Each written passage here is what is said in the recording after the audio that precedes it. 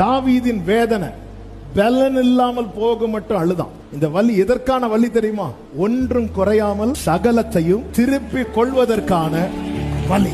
யோபுவின் வேதனை எதற்கான வேதனை தெரியுமா? இழந்த எல்லாவற்றையும் இரண்டத்தனையாய் பெற்றுக் கொள்ளும்படியான வேதனை. யோசேப்பின் வேதனை எதற்கான வேதனை தெரியுமா? கொடுக்கப்பட்ட தரிசனம் நிறைவேறுவதற்கான வேதனை.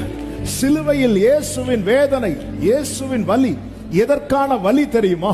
மனுக்குலத்தின் ரட்சிப்புக்கான வலி. அப்படி என்றால் என் வலிக்கு பின்னாக ஒரு காரணம் இருக்கிறது, என் வேதனைக்கு பின்னாக ஒரு காரணம் இருக்கிறது. தேவனால் தெரிந்தெடுக்கப்பட்ட சீயோனுக்கு ஒரு வலி வருதுன்னா அது நன்மைக்கான வலி, இது மகிமைக்கான வலி.